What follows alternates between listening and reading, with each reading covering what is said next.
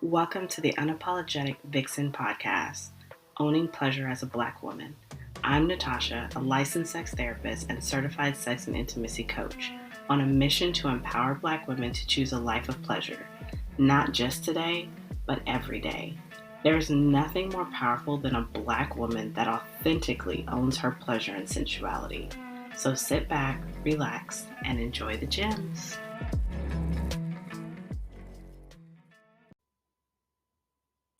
Hello, and welcome to another episode of the Unapologetic Vixen podcast, Owning Pleasure as a Black Woman.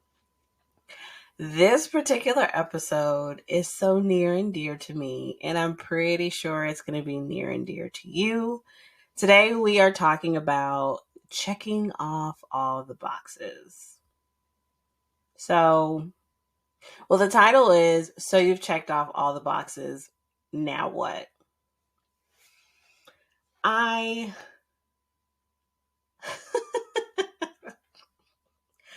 pause because I have to really sit and wonder if I am over the hump of checking off boxes. And I can be honest and say, no, I am not over checking off boxes, because in my mind, there are still things that I am supposed to do or things that I need to do in order to, I don't know, I guess just say that I did it. So let me rewind. You're probably thinking, Natasha, what do you mean checking off boxes? So let me take you back to, where do I want to take you back to? Let me take you back to middle school. So you're in middle school, you start hearing people talk about high school. That's when the check boxes started becoming more frequent, or when I became aware of them. So that's when my parents really started honing in on me to get my act together, because I was getting ready to go to high school. And once you get to high school, you have to get good grades because you want to go to college, and your GPA needs to be good to get scholarships so that you can get a good job. And that's when it really started clicking for me about checking the boxes. So then get to high school, and they're so serious about the structure. You have the classes that you're supposed to take in order to graduate. And what is it, like your sophomore year? Yeah, your sophomore year, because my son is a sophomore. And you start taking the practice SAT for college, and you start having conversations about what college are you going to, and what are you going to do? What do you want to be when you grow up? And you just start getting these expectations of what your life is supposed to be like. And as you get older, you start recognizing what everyone else is doing. So for me, I was going to go to college. I was going to get my degree. I, I don't know if in high school I knew I was going to get a master's.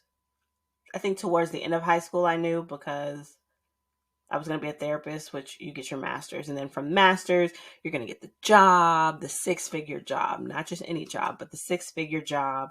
You're going to find the perfect spouse. You're going to have the kids. You're going to have the big house. And you're going to go on those, 2 or 3 family vacations. You're going to have the girlfriends. You're going to pay into your 401k. You're going to retire. And that's kind of it. And I followed those boxes. And things did not turn out the way that I wanted them to. They didn't turn out the way that I wanted them to, which was really frustrating for me, because I am a recovering type A personality, very logical thinker, high achiever, recovering perfectionist, all the things that I've noticed that many Black women are. And when things didn't go my way, it was devastating for me. There are still a lot of things in my life, and possibly I'll have episodes on that, I don't know. But there are things in my life that I still struggle with because I didn't check the box or because I colored outside of the lines. Um, or I became a statistic of some sort. And I have really had to do some serious unlearning about what it means to check boxes. And I bring this topic today because I know that most of you who are listening are in that phase of, I'm checking off these boxes and it's not giving what it's supposed to give. And what it's supposed to give is a happy, joyful life. So we were told, or so we believed that when we checked off all these boxes, when we got the degree, that we would automatically get the job, we would get the six figures. And then when we get the six figures, we would be happy. And then we're not happy. We find the spouse, the perfect spouse, and we get married, have the beautiful wedding, still not that happy. Then you have the baby, you have the 2.5 kids, and you get the dog. Okay, still not happy. You get the vacation home. You see where I'm going? You're doing all the things and you're expecting this random outcome of feeling good, and it doesn't feel like anything. It just feels like, okay, I checked the boxes.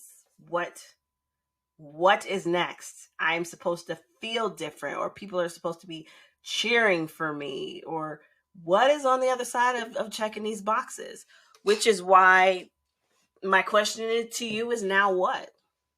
You've checked all your boxes, now what? I have clients ranging from just now starting to check the boxes, and what they're realizing early is, I don't feel different. Why don't I feel different?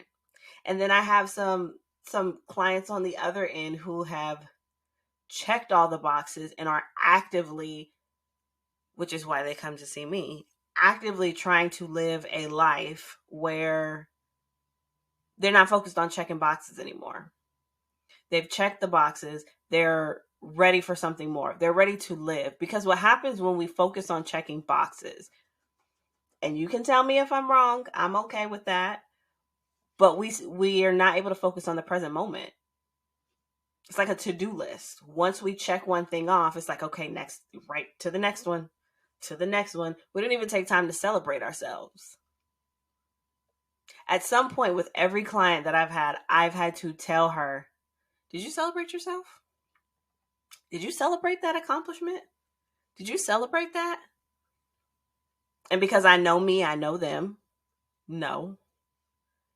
I took a moment and then I moved on to the next thing on my list, because there's so much on my list that I got to check off. So much I got to do. I don't have time to celebrate myself. I don't have time. So you're not focused on the present moment, and time starts to tick away. It's ticking away, and before you know it, 5 years come across your line, and you don't feel anything. And now you don't understand why you don't feel anything, because you've done all the things. So I should feel good. I should be happy. It doesn't work like that. I am here to tell you, it does not work like that. It doesn't. I actually have a couple clients right now, um, who are struggling with that exact thing. I have the job, I have the family, I have the money. What do I do with this? Why don't I feel like I'm living my life? Why is life not exciting for me? Why do I wake up every day dreading going to this job? Why do I wake up every day in a funk, irritable, angry, not want to be bothered by anyone, plastering this fake smile across my face? How dare I check all the boxes and be unhappy? How dare I? So much guilt in having all the things and still not being happy. Because there's so many people on the outside looking in telling you, why are you unhappy? You have it all. In their eyes, you have the perfect life. How could you not be satisfied? You should be grateful. There's so many people out there that haven't achieved the things that you have. I haven't achieved the things that you have. But here's a question. Who are you checking boxes off for? Not, I don't want you to go into this immediate lie, because you're going to hear me say this multiple times. We have to stop lying to ourselves. And that's going to be hard to do, because some of the lies that we tell ourselves, we genuinely believe it because we've been saying it to ourselves for so long. Of course it's true. Of course it's true. But when I ask you, who are you checking these boxes off for? The answer is not going to come from your mind. The answer is going to come from like the deep bottom pit of your stomach, your soul, your gut. Some of these boxes, you know that you did not mark off for yourself. Some of these boxes were heavy shoulds. It was implied that that was the direction that you needed to go. You were busy trying to make someone proud. You were carrying someone else's dream. Think about this. Think about the fact that a lot of our mothers and our grandmothers, they didn't have the luxury of following their dreams. They didn't have the luxury of following their dreams. It was, this is the direction you go because you have a family to take care of, or that's what it is. So you do what you have to do for your family. You do what you have to do to survive, to make sure that everyone has what they need. You don't have to like it. It's not about you liking it. It's about making sure everyone else is good.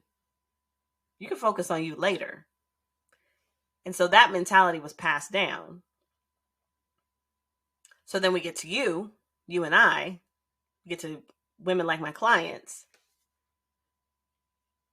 It's like, well, I didn't get to go to college, so you got to go to college. I didn't get to make all this money. You go make all this money. Or I'm going to go to make all this money because my family didn't have a certain amount of money, and so I want to be able to take care of them. Or I don't want to live that way. I don't want to live that way. I was listening to a coaching session, a session from my business coach, and she said, either we are trying to be just like our moms or be nothing like our moms. And I listened to that and I was like, oh my God, that is the truth. If that is not the truth. If that is not the truth. But also adding a little bit of, there are some of you whose moms are living through you. She's living through you. And you don't want to disappoint her because she's done so much for you. And I won't even stop at mom. There's just people in your family. There are people who are watching you, who have looked out for you, who have raised you, who have poured into you. And you go through this life believing that it is your duty. It is your life's purpose to make sure that they are always proud. Even if you're not happy. Even if nothing about your life brings you joy, brings you pleasure. You owe them. You are indebted to them. How dare you decide that you want to quit your job and start a business? How dare you want to go on a sabbatical for 3 months and go travel the world? How dare you decide that you don't want to cook dinner for your family and hire a chef? It's not what you do. Get in that kitchen and cook for your family. It's things like that. We hold on to this debt that we owe people. And in the midst of holding on to this debt, we stop living. You stopped living. You lived for the boxes that someone else created for you. And now you're lost. Now you've lost the passion in your life. You've lost the motivation. You've lost the twinkle. Not only losing the twinkle, but then you start comparing yourself. Because if everyone's going by the same check boxes, then we should all be at the same spot, right? You shouldn't be doing better than me. Your life shouldn't be going a different route than me. What? We check the same boxes. Why are you making more money than me? Why is your house bigger than mine? Why do y'all go on more vacations than us? We check the same boxes. And comparison, y'all know what they say about comparison? I'm not even going to go any further because you know what they say about comparison. It's the thief of joy. Okay. What do you do now? What do you do now? I'm going to tell you what you do now. You really sit with yourself and figure out with the most honest place in your body, why am I doing the things that I'm doing? Why do I get up every morning and go to this job that I hate? Why do I get up every morning and immediately start doing things for my family? Why don't I get up in the morning and do something to set the stage for myself?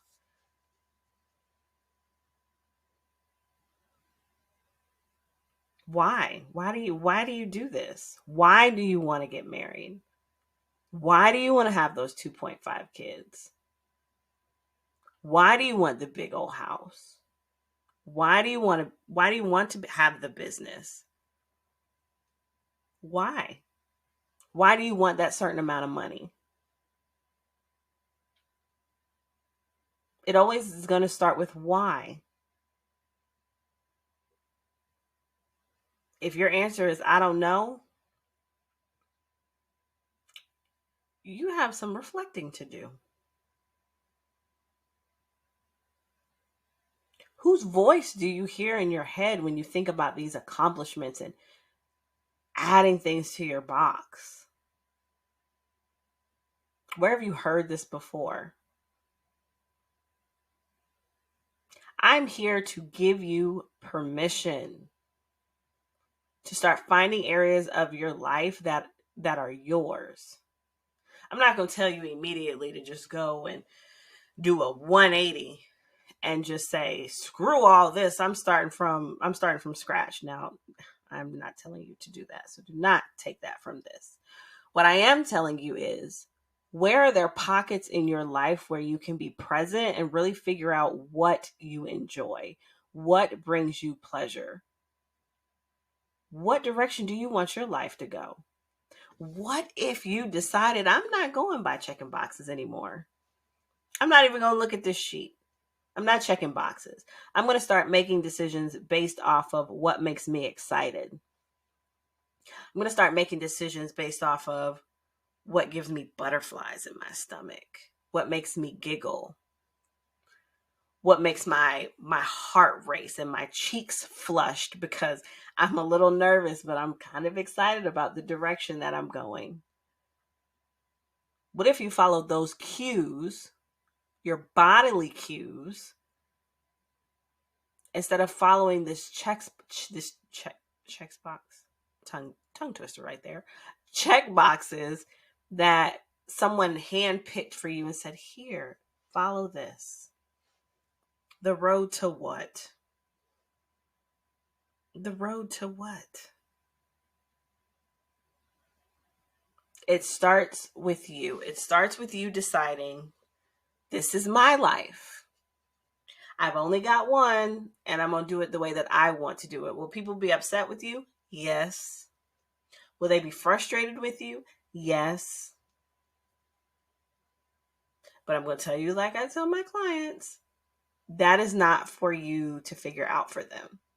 If you deciding to make pivots and start to add things in your life that brings joy to you, that makes you show up happy, that makes you show up juicy, that makes you show up in love with your life, which then makes you interact with those in your life differently. You show up differently for them.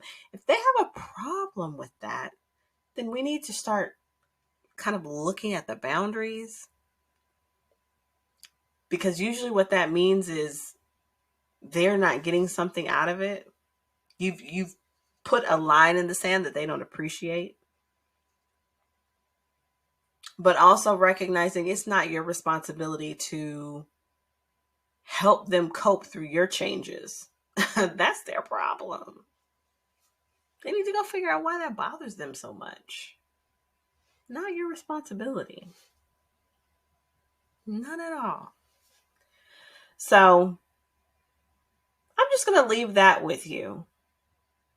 I'm going to leave it with you to think about why you're checking off these boxes. And do you want to do it anymore? If you're fine with it, if you like it, I love it. Okay, but if you are genuinely waking up every day, the woe is me, questioning life, having a hard time getting out of bed, just you don't see the path anymore. Nothing is bringing you that zest, that motivation. It's time to start digging deeper. It absolutely is. So I'm going to end it there, because I know you're probably going to have more questions about yourself than you have answers from this particular episode. I am going to invite you to join me at the Journey to Juicy Retreat in Tulum, Mexico. We will be headed there November 2nd through the 6th, 2023. This particular retreat is for high-achieving, successful Black women who have checked all the boxes, but still can't find that pleasure for life, can't find that zest for life. And now they're looking for a place to really sit and process and get the support and the healing that they need to transition into a life that is a lot more juicy, a lot more sensual, a lot more pleasurable.